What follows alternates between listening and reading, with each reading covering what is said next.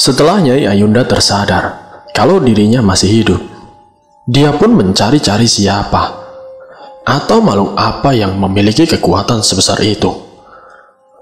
"Oh, kau masih hidup, hai perempuan!" Satu suara besar menggema, menggetarkan gendang telinganya. Nyai Ayunda memandang satu sosok, makhluk tinggi besar dan hitam legam. Nyai Ayunda tersusut mundur. Dia tidak tahu makhluk apa sebenarnya. "Kau jangan takut, hai perempuan. Aku akan membebaskanmu dari segala penderitaanmu. Ikutlah bersamaku. Kau akan tahu betapa aku memiliki kesaktian yang jarang ada tandingannya," perintah makhluk itu. Sejenak Nyai Ayunda telah ragu. Namun setelah mengingat penderitaannya, maka dia pun bertanya, "Ampun Tuan Raksasa, namaku Ayunda. Kalau boleh tahu, siapakah Tuan dan makhluk apakah Tuan ini?" tanya Ayunda dengan perasaan takut.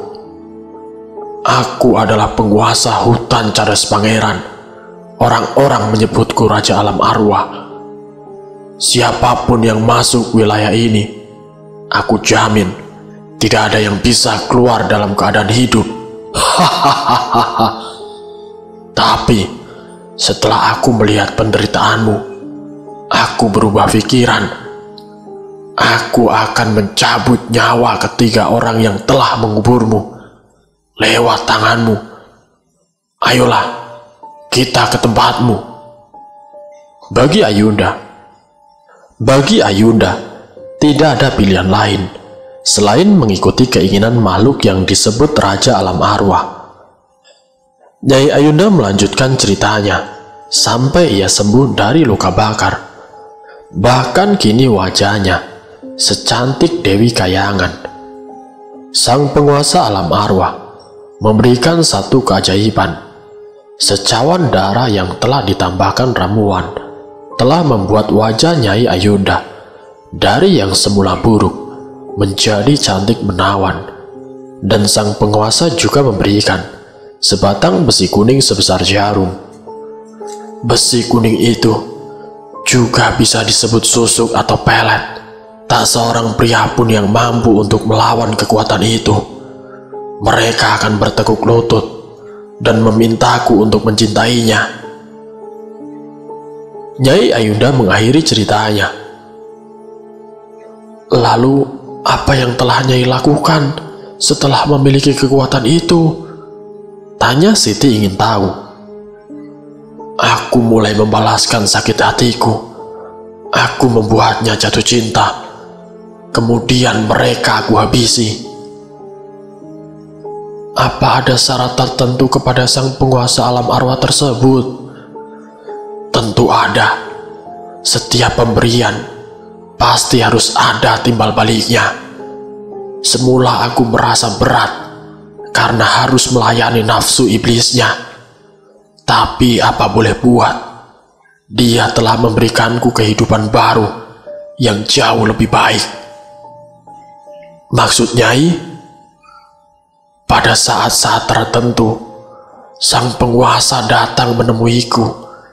Dia meminta jatah agar aku melayaninya semalam suntuk."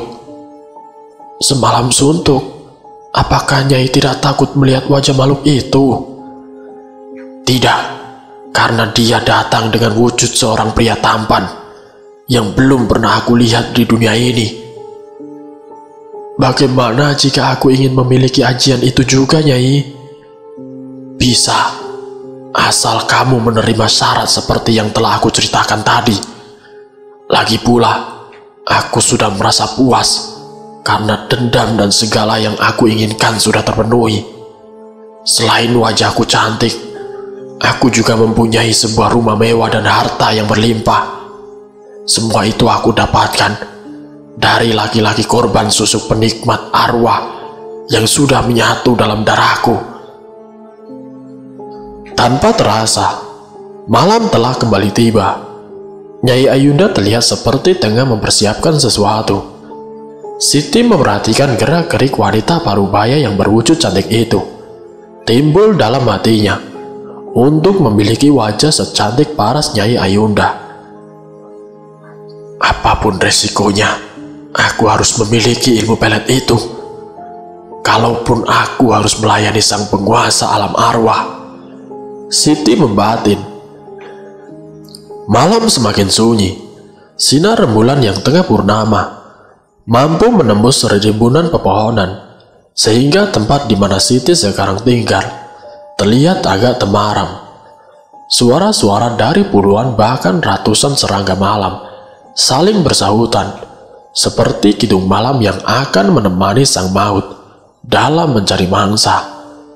Bayangan-bayangan pohon yang bergoyang-goyang terlihat seperti tangan-tangan raksasa yang sedang menari mengelilingi bangsanya untuk dijadikan korban. Dan bayangan raksasa itu kini berdiri tegak di hadapan Siti. Siti terkejut dan segera membuang lamunannya. Ia beringsut menggeser duduknya dengan penuh ketakutan. Dia melihat makhluk itu dengan menutup mata dengan sebelah tangannya.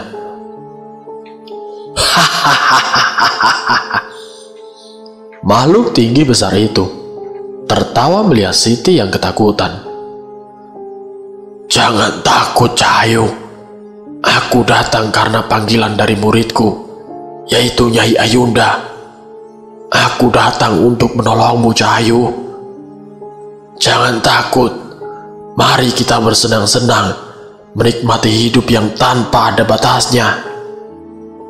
Sang penguasa menarik tangan Siti, sehingga dalam satu kali hentakan saja, Siti sudah berada dalam pelukan makhluk itu. Mungkin ini waktunya. Hati Siti berseru kegirangan. Dan makhluk tersebut kemudian membawa Siti ke sebuah kamar. Siti dibaringkan di sebuah batu altar. Dalam hati Siti bertanya-tanya, apakah dia akan diberikan ilmu, atau sebaliknya, akan dijadikan tumbal bagi Nyai Ayunda. Untuk beberapa saat lamanya, perasaan Siti terombang-ambing, sampai akhirnya Nyai Ayunda datang dengan membawa cangkir yang berisi cairan berwarna merah. Minumlah anak manis, kata Nyai Ayunda sambil memberikan cangkir. Siti pun menerimanya, namun dalam hatinya masih diliputi keraguan. Ayolah, minum. Kamu akan merasakan kehidupan lain yang belum pernah kamu alami. Nyai Ayunda kembali membujuknya, hingga Siti pun meminum cairan merah itu yang terasa bau anyir seperti darah. Dan tidak beberapa lama kemudian, Siti merasakan kalau cairan tadi mulai terasa bereaksi. Seluruh tubuhnya terasa panas. Perutnya seperti dirajam oleh ribuan duri-duri tajam. Kepalanya pun terasa pening dan juga berputar-putar. Akhirnya Siti tidak sadarkan diri dalam beberapa saat. Dan setelah dia membuka matanya, dia mendapatkan dirinya berada di atas kasur empuk. Matanya memandang dengan rasa tidak percaya kalau kini dia berada di sebuah kamar mewah yang hanya dimiliki oleh para pejabat tinggi negara. Namun di sini anehnya, kamar itu terlihat klasik dengan segala interior dari zaman abad masa lampau yang ia tahu hanya lewat cerita atau dongeng sebelum tidur.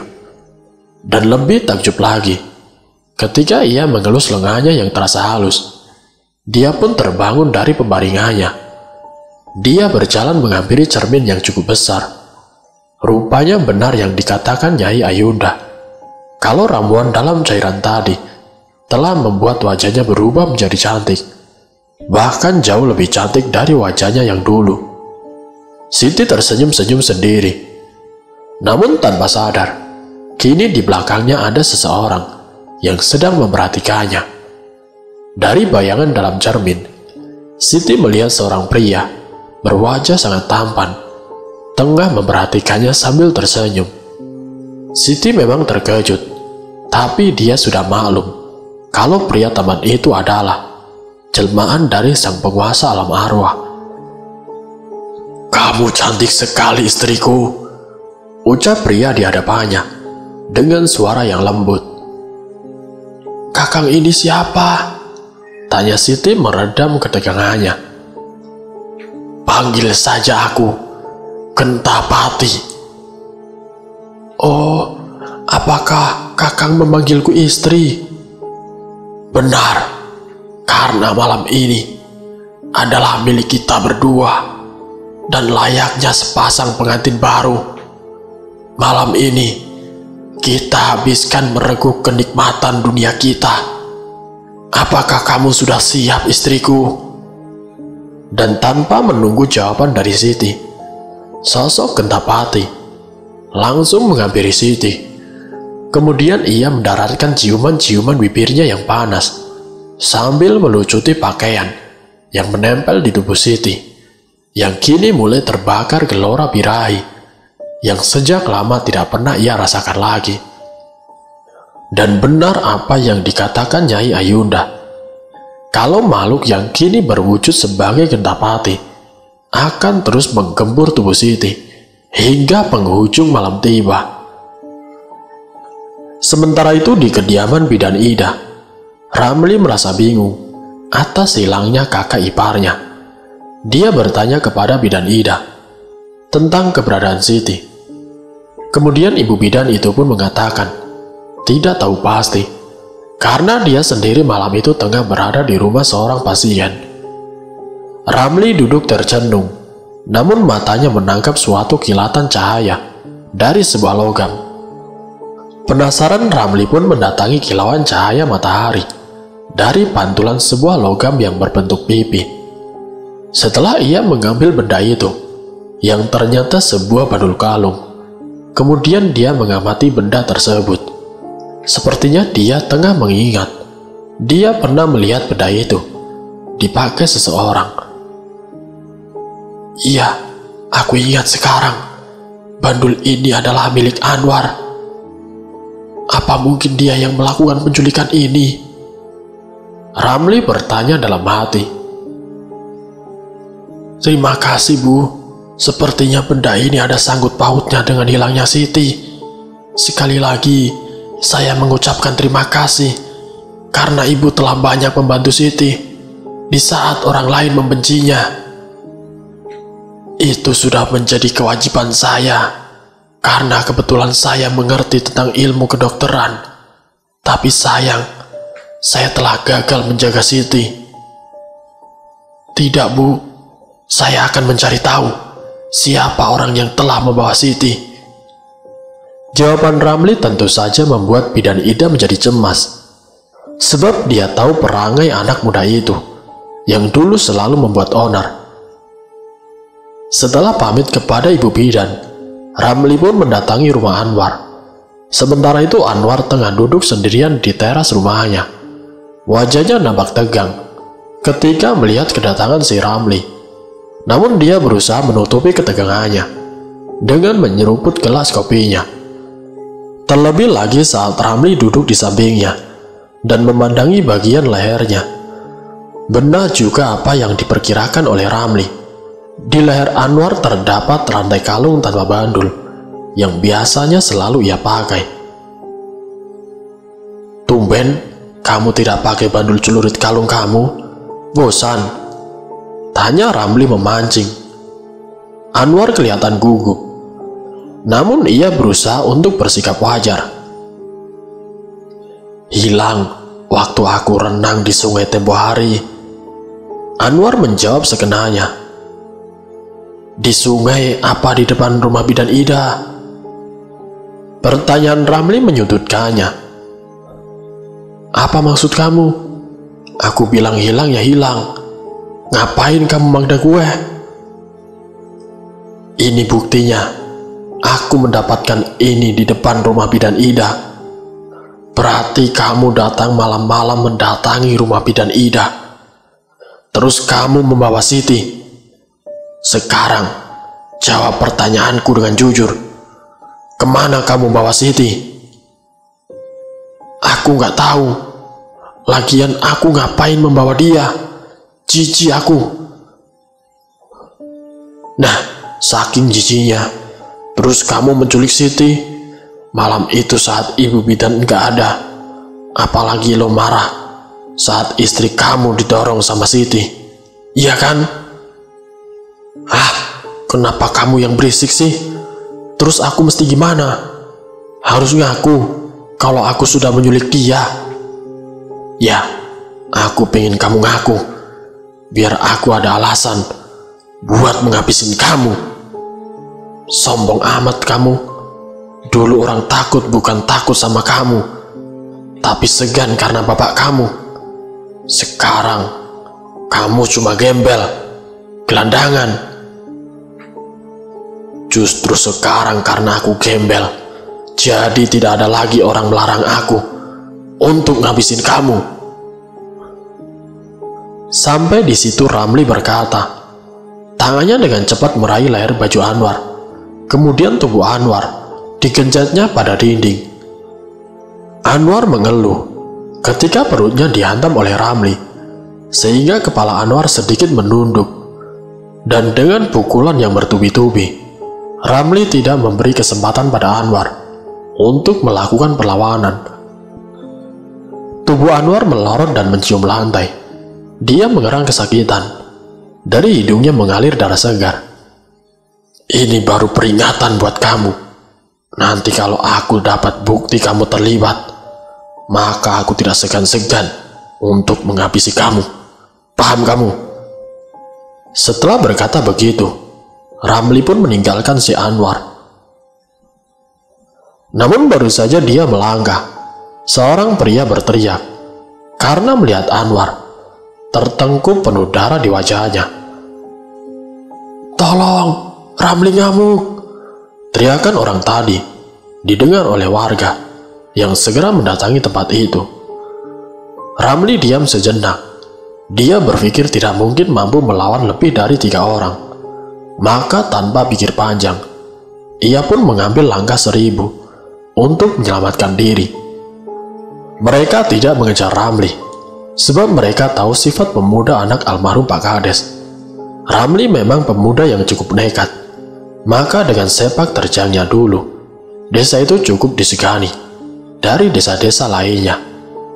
Ramli sejak peristiwa kebakaran itu, yang menewaskan kedua orang tuanya, kakaknya, beserta keponakannya yang masih balita. Ramli merasa hanya Siti, kakak iparnya yang selamat, adalah satu-satunya keluarga yang ia miliki. Namun kini Siti telah menghilang, entah kemana. Untuk menetap dan tinggal di kampungnya sendiri, itu tidak mungkin. Sebab tidak mustahil, banyak teman-temannya yang dulu selalu bersamanya. Kini mereka akan mencarinya, bukan sebagai teman, tapi sebagai musuh, yang mungkin saja mereka membela Anwar. Mereka sudah tidak lagi membutuhkan kehadiran kedua orang bekas keluarga Pak Kades yang mereka hormati dulu, Ramli dan Siti. Mereka telah menganggap kedua orang itu adalah sampah. 2 tahun kemudian, seorang gadis remaja terlihat berdiri mematung. Dia tengah memandangi sebuah rumah kecil, rumah ibu bidan Ida. Dia senyum-senyum sendiri, seakan melihat sesuatu yang lucu. Seorang wanita parubaya keluar rumah. Dia adalah ibu bidan yang ramah, segera menghampiri gadis tadi. "Adik mencari siapa?" tanya Bu Bidan kepada gadis muda yang memiliki kecantikan wajah teramat sempurna. "Ibu, masa ibu lupa sama aku, Bu? Aku Siti Sundari, Bu. Orang yang telah banyak merepotkan ibu," balas gadis cantik yang ternyata adalah Siti, yang telah lama menghilang dari desa itu. Siti menantu Pak Kades. Rasanya ibu bermimpi. Bukankah wajah Siti telah rusak karena luka bakar? Tapi kamu..." Bidan Ida tidak bisa melanjutkan kata-katanya, karena gadis yang ternyata memang Siti itu telah memeluk tubuh bidan yang mulai nampak kurusan. "Aku datang, Ibu. Aku pergi sebelum sempat mengucapkan terima kasih, belum sempat berbakti untuk membalas kebaikan Bu Bidan. Siti berkata sambil menitikkan air mata. Melihat gadis itu menangis, Ibu Bidan kini semakin yakin kalau gadis yang sedang memeluknya benar Siti adanya. Ibu Bidan laksana seorang ibu yang baru melihat anak gadisnya sudah pulang, tergopoh-gopoh membawa masuk Siti dan menjamunya dengan sambutan penuh kehangatan. Siti baru merasakan hidup kembali setelah sekian lama, merasa kalau dirinya sudah mati karena tidak ada sedikit pun harapan untuk hidup layak sebagaimana orang pada umumnya. Bidan Ida dengan hati yang haru menceritakan betapa dia merasa bersalah telah membuat Siti hilang dari rumahnya, merasa bersalah karena dia sudah berjanji kepada dirinya sendiri untuk merawat dan menjaganya seperti anaknya sendiri. Dia juga menceritakan kalau si Ramli yang merasa kehilangan atas kepergian si Siti. Bahkan Ramli harus pergi setelah menghajar orang yang telah dianggapnya telah menculiknya. Sebenarnya Bidan Ida ingin tahu apa penyebab wajah Siti bisa secantik itu, padahal sebelumnya masih banyak luka yang masih mengeluarkan cairan berbau busuk. Namun ia menyimpan pertanyaannya. Ia takut menyinggung perasaan Siti, sebab secara medis bekas luka bakar itu tidak akan bisa hilang kecuali dengan cara operasi plastik yang tentu saja memerlukan biaya besar. Dan anehnya lagi, Siti yang sudah berusia di atas 30-an kini menjadi seperti seorang gadis belasan tahun. Dia bukan hanya cantik, namun seperti mempunyai daya magnetik yang kuat. Wajahnya begitu tenang, tapi sorot matanya begitu tajam dan mampu membuat bulu kuduk merinding. Siti pun menceritakan penculikan yang menimpa dirinya di malam itu. Hanya saja dia tidak ingin rahasianya terbongkar, maka dia pun tidak menceritakan kemana mereka membuang dirinya. Dan dia juga tidak ingin menceritakan perihal kejadian yang mungkin oleh Bidan Ida tidak masuk akal. Nah, sekarang ibu minta agar kamu menetap tinggal di rumah ibu.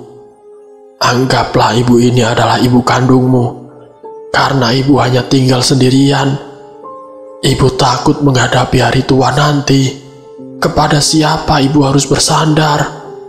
Kata Ibu Bidan membujuk.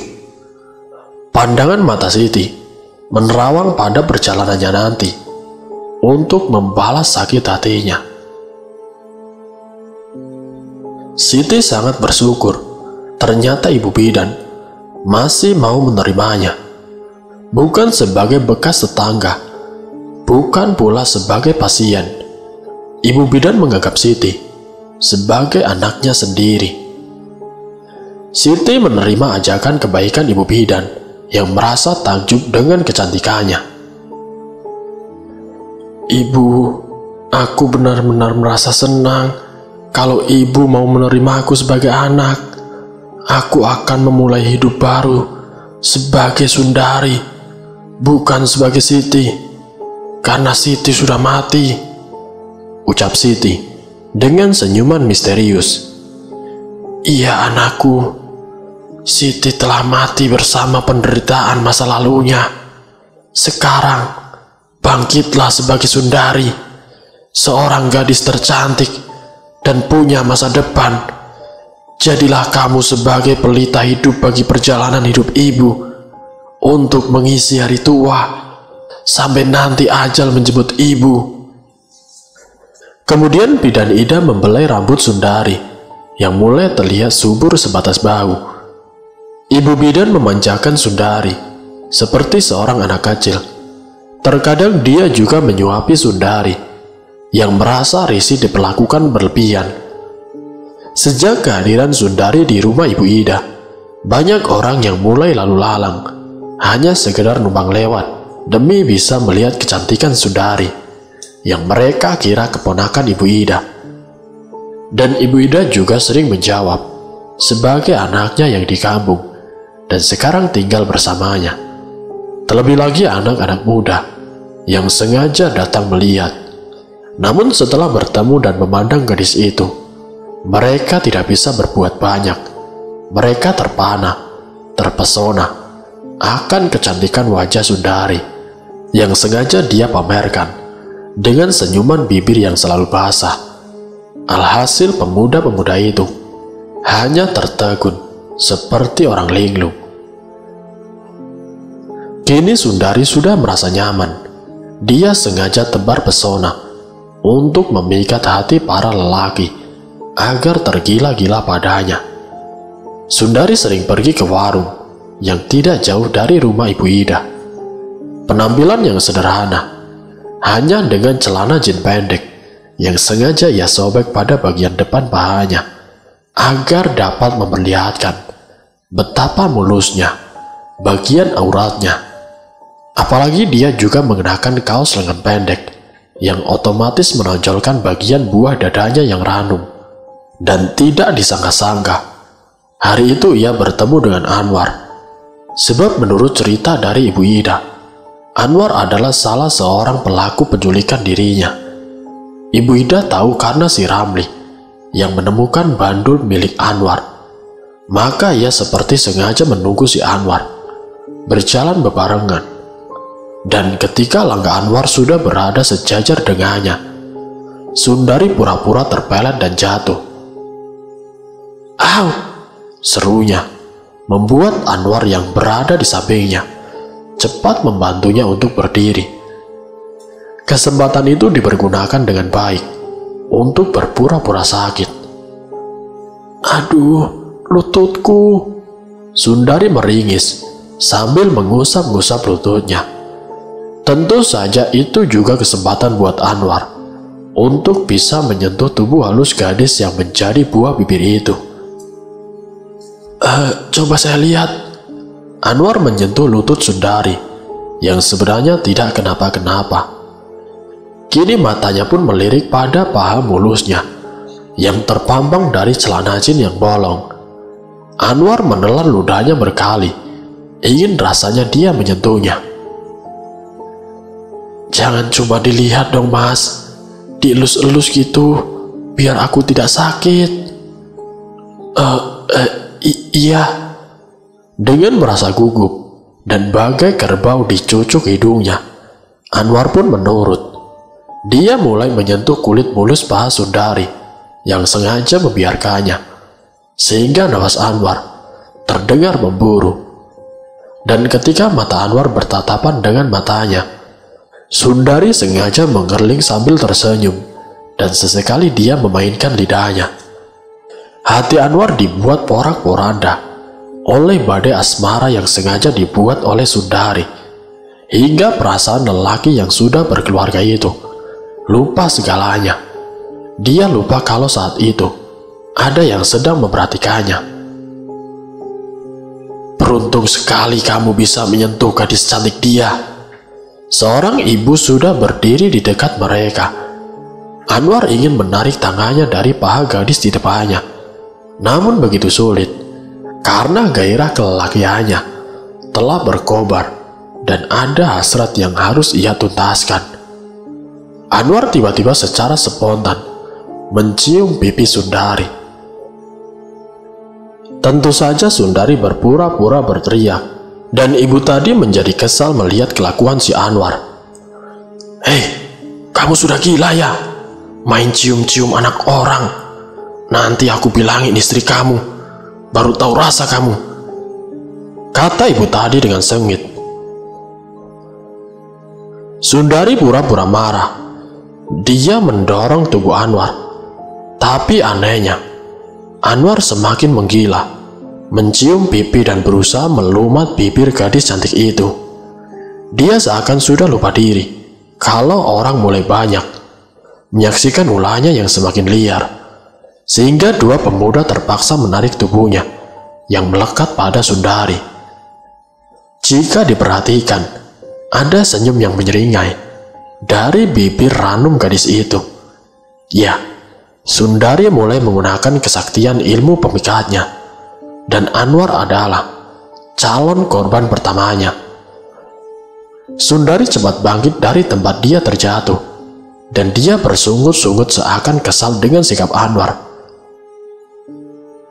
"Dasar laki-laki tidak punya malu, menolong orang jatuh, malah menggagai aku," kata Sundari menggerutu. "Aduh, maaf ya Neng, dia memang brengsek. Kalau boleh tahu, Neng ini siapa dan dari mana?" tanya seorang ibu yang sedari tadi melihat kejadian itu. "Namaku Sundari. Aku keponakan bidan Ida. Aku tinggal bersamanya, menemani Ibu Ida." Ibu tadi memperhatikan wajah cantik gadis di depannya. Dia seakan tengah mengingat sesuatu. "Wajah kamu agak mirip dengan Siti, menantu Pak Kades. Tapi kamu masih muda dan cantik. Sedangkan Siti sudah mempunyai anak dan wajahnya rusak karena terbakar." "Iya, aku juga mendengar cerita itu dari Bu Ida.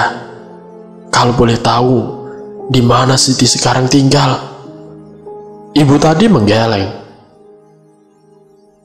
"Sayang tidak seorang pun yang tahu. Tapi menurut kabar dari Ramli, dia diculik oleh orang sini juga," jawab ibu tadi sambil memandangi si Anwar yang masih kebingungan. Dirinya tidak tahu apa yang sebenarnya terjadi. Mata Anwar terpejam menatap Sundari dengan pandangan yang menyimpan gejolak nafsu birahi. Anwar seperti kehilangan akal sehatnya. Sementara itu di tempat lain, Ramli yang kini sudah terusir dan tersisih dari kehidupan yang dulu, hidup dalam kesendiriannya. Dia melewati hari-harinya yang semakin menghitam, tanpa arah dan tujuan. Ramli putra seorang mantan kades, yang dulu hidup dalam keadaan serba mudah, sekarang harus memutar otak untuk sekedar mengisi perut. Berkali-kali dia mencoba mencari kerja di bengkel atau tempat pencucian kendaraan, namun tidak ada seorang pun yang mau menerimanya. Bahkan dia mencoba untuk ikut bekerja di sebuah proyek bangunan. Itu pun sama saja.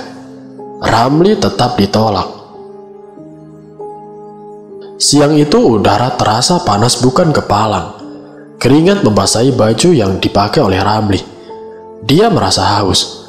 Tenggorokannya terasa kering. Untuk membeli dia tidak ada uang. Dengan malu-malu, dia masuk ke sebuah warung tenda untuk meminta segelas air. Pemilik warung memandangnya dengan rasa curiga karena melihat penampilan si Ramli yang kusut masai. Sambil meneguk segelas air putih, matanya melihat seorang juru parkir. Ramli berpikir untuk ikut mengais rezeki bersama orang itu. Maka dia pun segera menghampiri pemuda yang tengah memarkir sebuah sepeda motor. Maaf bang, boleh saya ikut jadi tukang parkir di sini bang? Saya butuh kerjaan untuk makan bang, kata si Ramli dengan bersikap ramah dan sopan. Namun di luar dugaan, jawaban tukang parkir itu membuat hati Ramli menjadi kesal. Anak mana kamu? Enak sekali mau ikutan parkir. Aku saja di sini gantian sama teman-teman. Tidak bisa. Sana, kamu cari saja lahan parkir yang baru. Jawab pemuda itu terlalu berlebihan. Oke, iya, aku sudah terlanjur ngomong baik-baik sama kamu. Sekarang aku minta dengan baik pula. Serahkan lahan parkir ini padaku. Kalian bersama teman-teman kalian kerja di bawah komandoku. Gimana? Ujar si Ramli tiba-tiba. Ngehe juga kamu. Kamu mau ngambil lahan ini? Boleh, asal kamu tahu kalau teman-temanku pasti mempertahankannya juga. Hah, tidak masalah. Sekarang kamu panggil teman-teman kamu, bilang kalau lahan ini aku ambil alih. Paham? dan tanpa basa-basi, pemuda tadi langsung pergi. Beberapa saat kemudian, dia kembali bersama temannya. "Jadi kamu orang yang sok jago itu, mau merebut lahanku, mau merebut lahan kita. Kamu tahu, sekarang kamu berhadapan dengan siapa?" kata pemuda yang baru muncul. "Siapa kalian? Itu tidak penting buatku. Sekarang, suka tidak suka, mau tidak mau, kalian harus menyerahkan lahan ini. Kalau kamu mau, kalau masih tetap akan bekerja di sini, kalian jadi anak buahku. Tapi kalau tidak mau, silakan angkat kaki dari sini." "Gila ini orang, mau cari mati kamu? Perkenalkan, saya Cipeng, anak asli sini. Kamu bakalan nyesel sudah berurusan sama aku."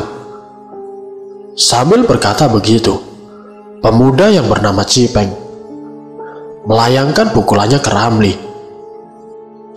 Perkelahian antara Ramli yang dikeroyok dua juru parkir berlangsung cukup sengit. Ramli yang sudah cukup makan asam garam dalam soal perkelahian cukup santai saja, mengimbangi kebingasan kedua lawannya.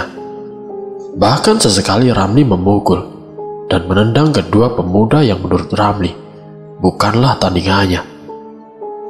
Tanpa mereka perhatikan, ternyata perkelahian itu menarik banyak orang, sehingga menjadi tontonan gratis bagi orang yang kebetulan sedang lewat.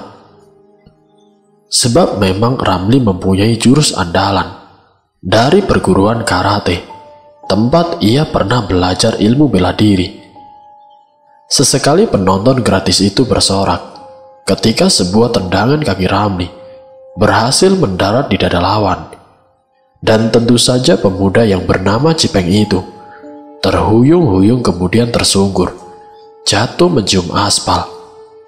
Cipeng berusaha untuk bangkit, namun Ramli tidak memberikan kesempatan. Sekali lagi kaki Ramli menendang telak kepalanya. Cipeng merasa pandangannya berkunang-kunang, kemudian ia ambruk. Ramli mendekati lawan yang ia anggap keroco, yang sedari tadi sudah ragu menghadapi Ramli. Dan benar saja, belum sempat Ramli melayangkan tinjunya, pemuda itu berlutut, memohon ampun pada Ramli. Ramli tersenyum penuh kemenangan. Dia mengangkat wajah Cipeng, yang terlihat meringis menahan sakit. "Nah, sekarang aku sudah ngalahin kamu berdua. Kamu tinggal pilih, mau tetap kerja di sini jadi anak buahku, atau kalian pergi dari sini. Dan kalau kamu pengen balas dendam, pasti aku akan meladeni kalian," kata Ramli memberikan pilihan. "Baik, aku ngaku kalah. Kamu boleh ambil lahan ini. Tapi kita berdua juga butuh uang. Jadi aku rela gabung sama kamu," jawab Cipeng yang masih terengah. Ramli menjadi bos parkiran. Mulai saat itu juga, Ramli diakui sebagai bos oleh kedua orang anak buahnya. Yang namanya bos sudah pasti enak. Ramli tidak perlu bekerja. Dia cukup mengatur dan meminta jatah setiap usai jam kerja. Dalam pikirannya, dia ingin melebarkan mencari lahan lain demi pendapatan yang lebih besar. Ramli melirik kepada para pedagang kaki lima di sepanjang trotoar. Dia pun bermimpi untuk menguasai sebagai penarik iuran. Ya, suatu gagasan yang baik baginya. Bukankah dia sudah punya cukup modal untuk mempertaruhkan kemungkinan yang terburuk yang mungkin nanti akan ia hadapi? Sementara di tempat lain, Anwar masih terus uring-uringan.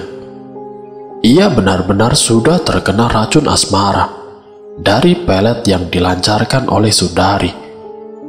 Tak peduli pagi, siang, atau malam hari, Anwar terus saja berkali-kali lewat di depan rumah Ibu Bidan. Matanya selalu mencari-cari keberadaan gadis Sundari, yang memang sudah sengaja membuatnya menjadi tergila-gila. Ibu Ida selalu mengawasi gerak-gerik mencurigakan dari lelaki itu. Dia takut kejadian 2 tahun lalu terjadi lagi. Ibu Ida tidak ingin kecolongan untuk kedua kalinya. Maka dia pun mewanti-wanti agar Sundari jangan sering keluar rumah, apalagi bila dia tidak ada.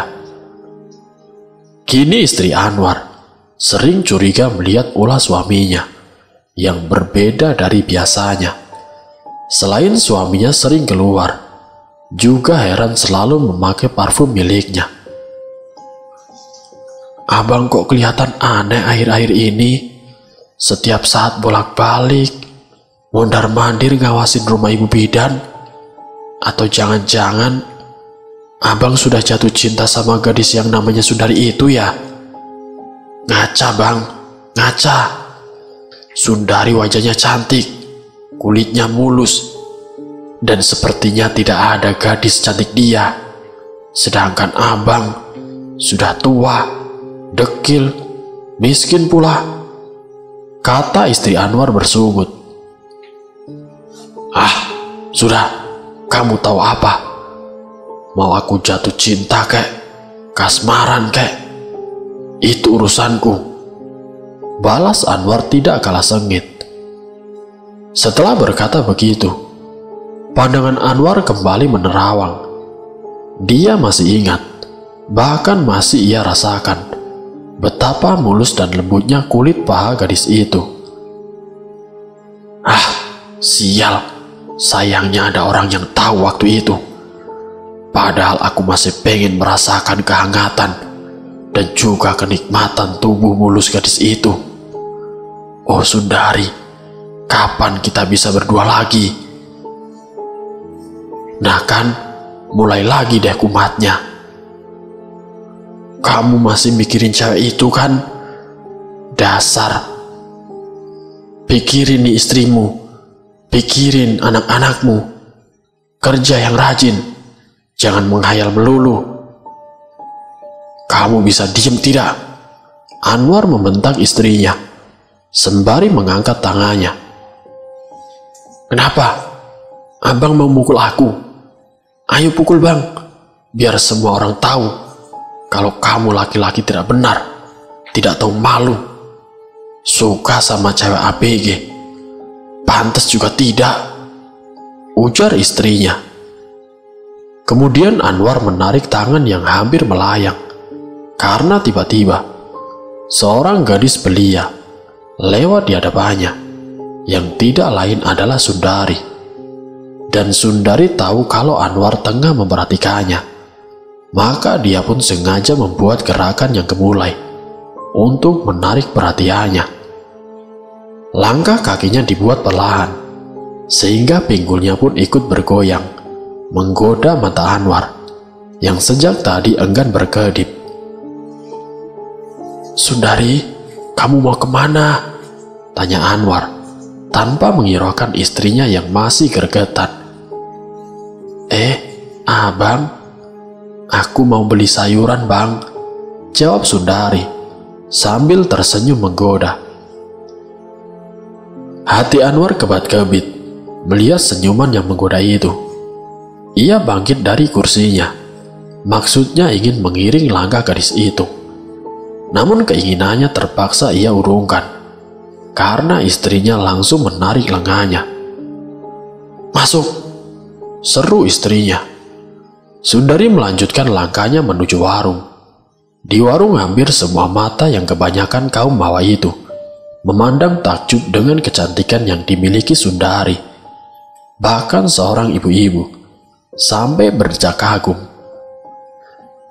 "Gak nyangka ya, kalau Ibu Bidan mempunyai keponakan secantik ini. Pantasnya sih artis tuh anak. Lihat saja penampilannya. Asal tapi tetap memesona. Iya enggak?" "Benar tuh Bu, jangan-jangan dia memang artis," timpal ibu yang lain. Maaf ya ibu-ibu, lagi ngomongin aku ya. Aku orang biasa saja kok Bu, hanya gadis desa yang kurang bergaul. Aku juga baru pertama kali datang ke kota ini, jadi aku minta maaf ya kalau sikapku ini dianggap kurang sopan.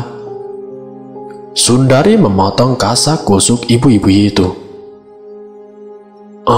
Tidak kok Neng, saya tidak bilang begitu.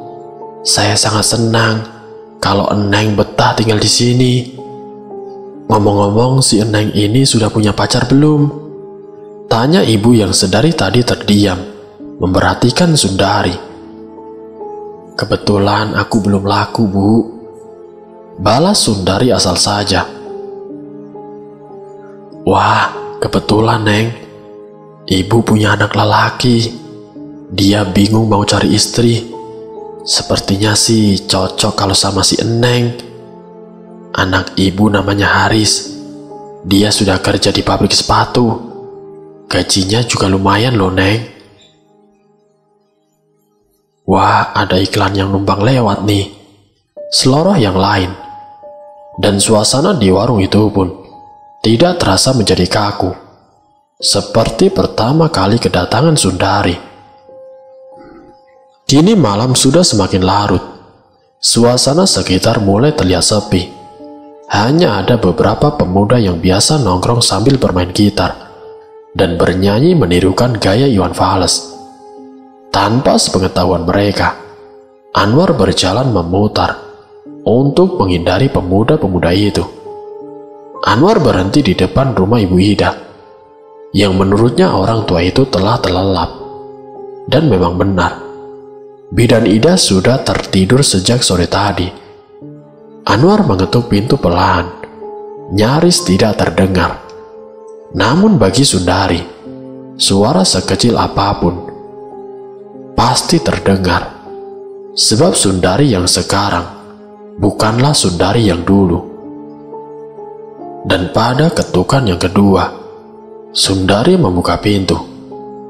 Anwar terperangah demi melihat gaun tipis yang melilit di tubuh Sundari. Begitu tipisnya, sehingga memperlihatkan bentuk tubuh yang padat dan juga menantang. Ditambah pula cahaya bulan jatuh tepat membias tempat itu. Anwar terdiam di tempatnya berdiri. Dia bingung mau berbuat apa. Sundari memang sudah melancarkan daya pikatnya. Tanpa diduga oleh Anwar, Sundari menghampirinya. Kemudian dia meraih lengan Anwar, lalu menuntunnya untuk menyentuh buah dadanya yang terbalut kain tipis tanpa bra.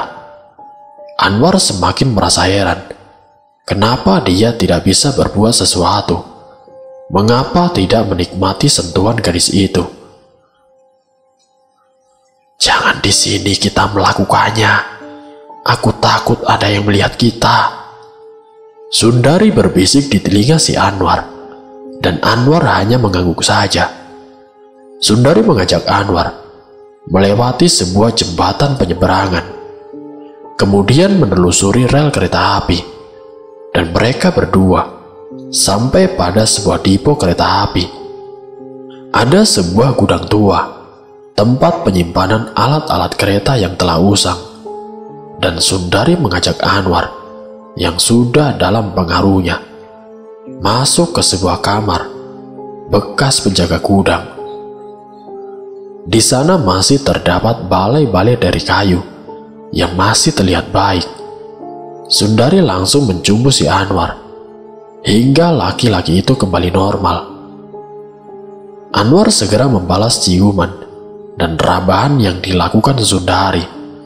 Sundari membuka gaun tipisnya dan meletakkannya pada balai-balai kayu. Kemudian dia merengkuh tubuh Anwar dan mempreteli kancing-kancing bajunya dengan kasar. Sundari mulai merebahkan tubuhnya, dan tidak sabar Anwar ingin segera menindihinya. Namun jari telunjuknya Sundari menutup bibir Anwar yang sudah ingin melumatnya. "Sabar dong, sabar," bisiknya. membuat gerakan Anwar terhenti. "Sabar bang, aku akan memberikan pelayanan khusus buat abang. Tapi sebelumnya, abang harus menjawab dengan jujur pertanyaanku." Sundari menatap tajam pada bola mata Anwar. Laki-laki itu tidak dapat berbuat banyak, selain menganggukkan kepalanya. "Abang kenal dengan perempuan yang bernama Siti, menantu Pak Kades yang mati terbakar itu?" "Iya, saya kenal, tapi hanya sekilas saja, sebab dia jarang keluar rumah, sombong dan angkuh." "Sepertinya abang tidak menyukai dia." "Ya, saya benci dia, apalagi setelah dia menyakiti istri saya. Saya sangat kesal, sudah mukanya hancur, berani menyakiti istri saya." "Berarti abang membencinya. Nah, sekarang jawab dengan sejujur-jujurnya. Siapa yang telah menculik dia dan dibawa kemana dia?" Sampai di situ, Anwar bingung mau menjawab apa.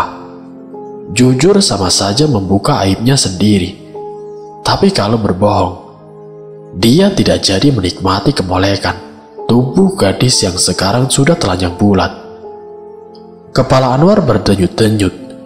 Dia berpikir, kenapa Sundari menanyakan tentang Siti? "Ayo jawab bang, atau kita akan gagal kencan malam ini." Suara Sundari agak meninggi. Tentu saja Anwar bergidik ngeri, karena suara Sundari sudah bercampur daya magis, sehingga Anwar pun terpengaruh oleh kekuatan sugesti dari Sundari. "Saya yang telah menculik perempuan itu. Lalu, kemana abang membawanya?" "Saya membuangnya di cadas pangeran." "Apakah abang sendirian melakukannya?" "Tidak, saya bersama teman saya." "Siapa nama teman abang?" "Rohman. Dia juga tetangga satu kampung." "Oh, jadi kalian berdua yang membuang si Siti itu. Terima kasih atas kejujuran abang. Dengan begitu, aku merasa lega, karena sudah tahu motif apa yang terjadi dari hilangnya si Siti. Sekarang, kita lanjutkan permainan kita yang tadi telah tertunda," kata Sundari, sembari kembali merebahkan tubuhnya. Dan Anwar yang sejak tadi merasa sudah menekan nafsunya, kini dia pun dengan cepat menerjang. Anwar menindih tubuh mulus milik Sundari, yang juga langsung mengelus punggung lelaki itu.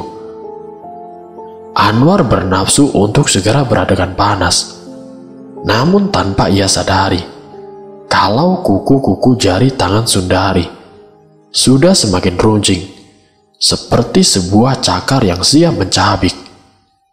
Anwar tiba-tiba terkejut demi melihat sepasang mata Sundari yang semula terpejam, kini terbuka dan berwarna menjadi merah, semerah seperti saga. Belum hilang rasa terkejutnya, kini punggungnya terasa ditusuk dengan mata pisau yang jumlahnya lebih dari satu. Anwar menjerit seketika. Dia berusaha untuk bangkit dari atas tubuh Sundari. Namun belum juga tubuhnya turun, cakaran dari Sundari sudah mencabik wajahnya. Kini Anwar sudah berpijal pada lantai, namun dia masih limbung. Wajah dan pundaknya terasa perih, dan seperti ada cairan hangat yang mengalir. Darah. Anwar mulai panik, dan lebih panik lagi setelah dia mengamati kalau gadis di hadapannya bukanlah Sundari yang cantik, melainkan wajah Siti yang hancur, dan wajahnya meneteskan lendir. Kamu Siti, kamu masih hidup. Kata-kata Anwar terputus. Seperti yang kamu lihat, aku masih hidup karena aku belum mau mati sebelum dapat melampiaskan dendamku terhadap orang seperti kamu dan juga temanmu. Jangan Siti, jangan bunuh saya. Ampuni saya Siti, saya mohon. Ampun, kamu bilang. Kamu tidak tahu rasanya kulit yang gosong terkelupas. Bagaimana rasanya menahan sakit dan perih. Dan kamu tidak tahu betapa terisaknya aku ditekuk tubuhku dan dimasukkan ke dalam karung. Betapa menderitanya aku saat tubuhku kalian lempar ke dalam jurang, dan betapa aku mengharapkan kematian segera datang menjemputku. Tapi takdir berkata lain. Aku tidak boleh mati sebelum membalas semua perbuatan kamu dan temanmu, juga orang-orang yang telah menghinaku. Sundari tertawa melengking. Kemudian dia memegang kepala Anwar yang sudah lemas terkena cakaran kuku Sundari yang tentunya mengandung racun.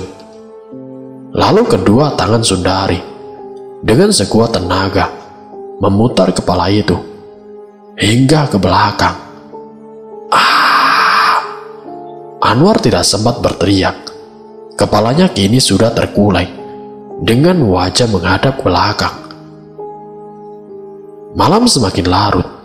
Sundari segera memakai kembali pakaiannya yang tadi sudah ia tinggalkan, juga merapikan rambutnya yang acak-acakan. Setelah melihat ke sekelilingnya terasa aman, maka dia pun segera meninggalkan tempat itu. Beruntung sampai di rumah, Ibu Ida masih terlelap dalam tidurnya. Pada pagi harinya, kabar tentang penemuan mayat di bekas gudang dipo kereta api membuat gembar kampung itu. Terlebih lagi ternyata mayat itu adalah warga mereka sendiri, yaitu si Anwar. Istri Anwar menangis histeris demi melihat kondisi mayat suaminya yang rusak. Bahkan kepalanya terpuntir ke belakang. Spontan warga menerka-nerka siapa atau binatang apa yang telah membunuh si Anwar, sebab mereka melihat banyak bekas luka cakaran. Binatang apaan? Ini kan di kota. Mana ada binatang buas? Kata salah seorang warga. Iya juga sih, tapi kalau dibunuh orang juga tidak ada tanda-tanda bekas pukulan atau apa. Ya kalau aku pikir pasti dibunuh orang. Cuma yang aku tidak ngerti, kenapa Anwar bisa di depo sana? Apa mungkin dia datang ke sana itu karena memang sudah janjian buat duel? Berbagai kemungkinan kini menjadi teka-teki bagi warga desa itu. Tunggu, kalau ngomong soal duel, itu ada kemungkinan Anwar duel sama Ramli. Kan waktu itu juga mereka berantem, sampai akhirnya si Ramli pergi dari desa kamu kita. Kata salah seorang anak muda, akhirnya ikut memberikan kesimpulannya. Nah, benar tuh. Aku juga menduga begitu. Cuma masalahnya, Anwar itu tidak bakalan berani kalau sama si Ramli. Lu kan tahu, Ramli tuh kayak apa. Dia bukan cemen kayak kita. Dia juga suka nekat orangnya. Jadi siapa kira-kira yang membunuh Anwar? Pertanyaan mereka semua telah patah. Karena apa yang mereka duga kurang kuat untuk jadi alasan. Mereka telah lupa kalau sebenarnya ada yang ganjil dari sosok Sundari. Jika saja mereka mau mengamati wajah gadis itu dengan wajah Siti, tentu pertanyaan mereka akan terjawab. Namun mereka menitik beratkan pada kondisi di mana mayat Anwar ditemukan, sehingga tidak seorang pun akan menyangka kalau seorang Sundari akan sudi menginjakan kaki pada tempat kotor seperti itu. Dan pada akhirnya mereka mencari cara siapa orang yang paling dekat dengan Anwar. Orang yang paling dekat dengan Anwar tentu saja si Rohman. Tapi apa mungkin dia menaruh dendam pada Anwar? Dan apa motifnya? Tidak, itu tidak mungkin. Karena Rohman termasuk lelaki pendiam dan cenderung jarang bergaul. Berarti asumsi warga belum bisa mengarah kepada siapapun. Jika mereka mengaitkan hubungan Anwar dengan Sundari, juga tidak mungkin. Walaupun istri Anwar sempat mencurigai gadis itu, tapi warga tetap tidak bisa menerimanya.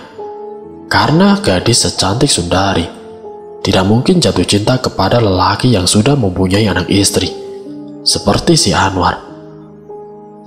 Dan akhirnya ada juga yang berpendapat kalau kematian si Anwar bisa jadi akibat ulah Ramli yang merasa telah disingkirkan dari kampung itu setelah keributan yang dia lakukan terhadap si Anwar.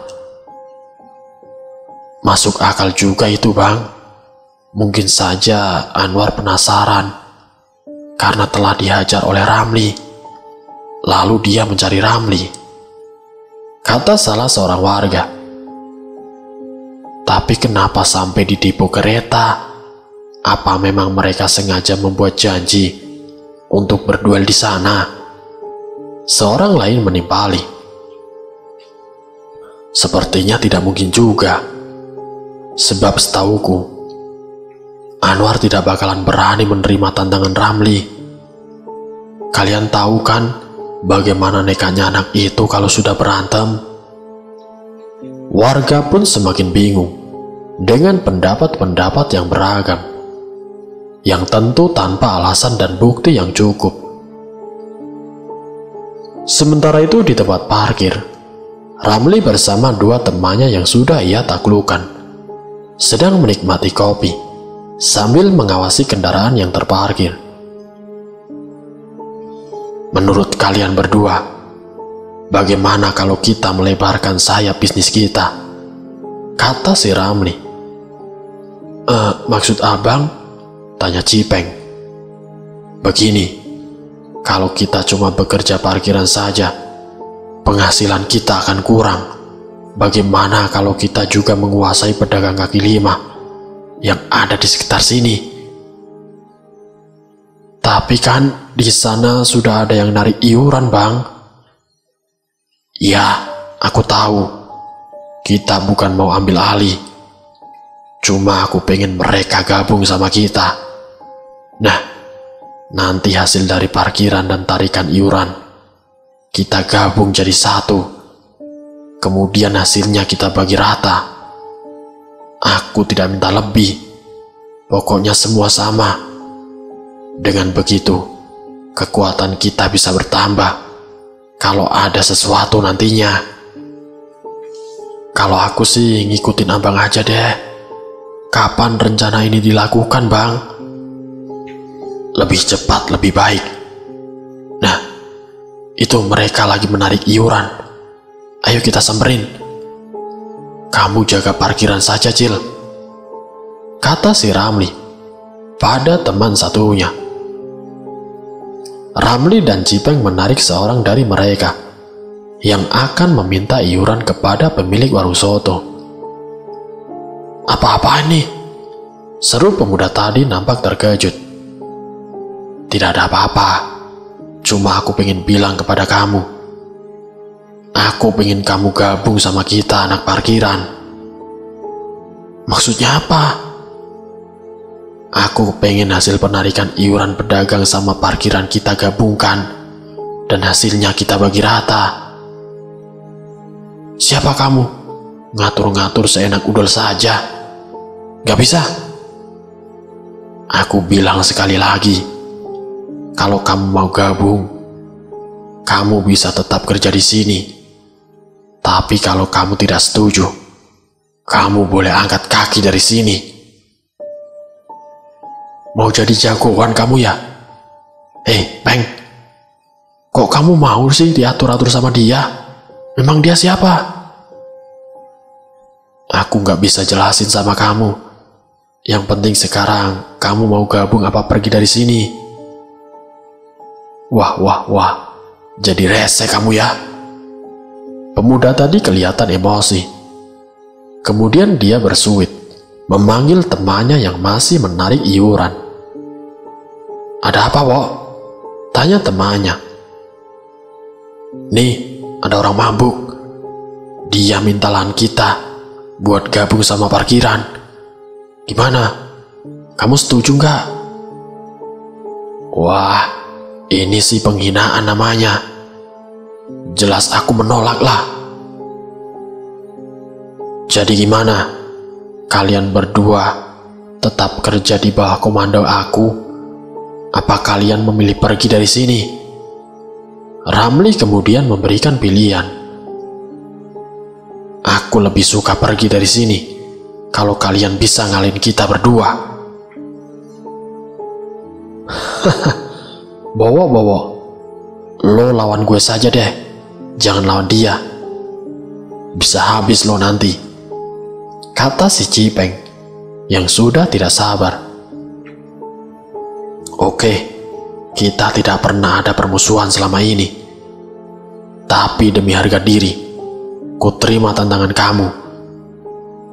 Ya, kamu hadapi orang baru itu, seru si Bowo kepada temannya si Uya, yang segera bersiap untuk menyerang si Ramli. Perkelahian antara Ramli melawan si Uya kelihatannya tidak seimbang. Selain Ramli berperawakan tinggi dan besar, dia juga handal dalam bertarung. Tidak membutuhkan waktu yang lama bagi Ramli untuk menjatuhkan si Uya yang hanya modal nekat saja. Uya sudah terkapar di atas aspal setelah beberapa kali menerima baku mentah, juga tendangan keras dari Ramli. Perkelahian antara Cipeng dan Bowo berjalan sangat seru. Mereka sama-sama kuat dan sama-sama punya nyali serta semangat bertarung. Keduanya terlihat keletihan, sama-sama mengeluarkan darah dari hidung mereka. Bowo terengah-engah, sementara Cipeng masih nampak berdiri, walaupun tubuhnya mulai gontai. Ramli memandangi si Bowo yang sudah tertunduk lemas. Kemudian Ramli ikut berjongkok di hadapannya. Jadi sekarang bagaimana? Kamu masih mau bekerja? Apa mendingan kamu minggat dari hadapanku?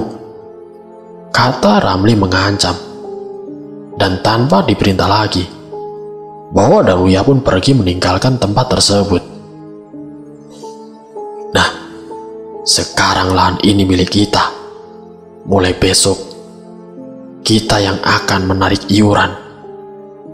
Tapi kita perlu satu orang lagi, supaya bisa berbagi tugas, kata si Ramli setelah perkelahian berakhir.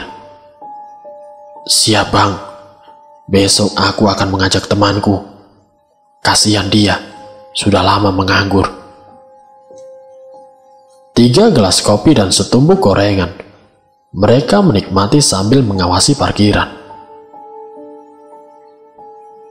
Di sebuah hutan di bawah jurang Cadas Pangeran, suasana pagi itu terasa amat damai. Matahari baru saja bangkit dari peraduannya. Angin bertiup semilir menyejukkan. Suara nyanyian burung kicau menambah keasrian lembah itu. Sundari menuruni bebatuan untuk sampai ke sebuah sungai kecil. Dia merasa tubuhnya teramat letih setelah bertempur hebat melayani Gentapati. Pergumalan yang memakan waktu hampir semalaman membuat rambut Sundari terlihat kusut masai. Berkali-kali dia menggerak-gerakkan tubuhnya hingga bergemeletuk setiap sendinya. Kemudian ia mulai melucuti pakaiannya satu demi satu sampai telanjang bulat. Tangannya mulai menyentuh air sungai yang terasa masih dingin. Barulah dia mencelupkan tubuhnya hingga berendam untuk menyegarkan kembali gairahnya yang telah terkuras habis semalam. Sambil bermain air, Sundari pun bermain dengan alam pikirannya. Dia mengingat si Ramli, adik iparnya yang menghilang entah kemana. Di mata Sundari, Ramli adalah seorang anak muda yang punya jiwa pemimpin. Dia juga lugas dalam pergaulannya dengan sesama teman. Dia berani bertindak, membalas siapapun jika menurutnya benar. Sosok Ramli memang berbeda dengan sifat kakaknya, yaitu Caraka, yang lebih banyak merongrong keluarganya dan cenderung memanja. Dan sifatnya yang berlebihan itulah telah mengakhiri hidup diri dan juga keluarganya. Di dalam hatinya ia ingin mencari keberadaan adik iparnya, karena dia juga yang menyebabkan si Ramli harus meninggalkan kampungnya. "Kasihan kamu, Dek," batin Sundari. "Ah!" seru Sundari. Seekor kepiting mencapi jari kakinya yang terendam dalam air, dan itu membuyarkan lamunannya pada sosok Ramli. Matahari mulai naik sepenggalan. Sinarnya pun sudah mulai terasa hangat di kulit. Sundari kembali memakai pakaiannya dan meninggalkan sungai dengan aliran yang gemericik. Ibu bidan sempat menanyakan kabar Sundari yang katanya mau menengok saudaranya di kampung. Padahal ibu bidan sudah tahu kalau Sundari sudah tidak punya siapa-siapa lagi. "Aku masih ada kenalan kok. Dia tinggal di sekitar Cadas Pangeran. Aku mencoba menemui dia. Barangkali dia ada kerjaan buatku, Bu." Sundari menjawab sekenanya. "Kerja? Kamu mau kerja, anakku? Jangan, kamu tidak usah kerja. Ingat anakku, ibu sudah semakin tua dan hanya sebatang kara, sama seperti kamu. Ibu takut menjelang hari tua nanti tidak ada seorang pun yang peduli pada ibu. Hanya kamu satu-satunya harapan ibu. Hanya kamu yang ibu miliki. Ibu mohon padamu, anakku, tinggallah di sini untuk selamanya. Ibu akan berikan semua yang ibu miliki. Ibu, aku tidak akan pernah meninggalkan ibu, karena ibu adalah satu-satunya orang yang peduli denganku." Sundari memeluk tubuh ibu bidan yang nampak semakin tua. Orang tua itu pun membalas mendekap gadis itu dan kemudian membelai rambutnya. Bagaimana kelanjutan cerita ini? Nanti saya akan lanjutkan ke bagian yang berikutnya. Wassalamualaikum warahmatullahi wabarakatuh.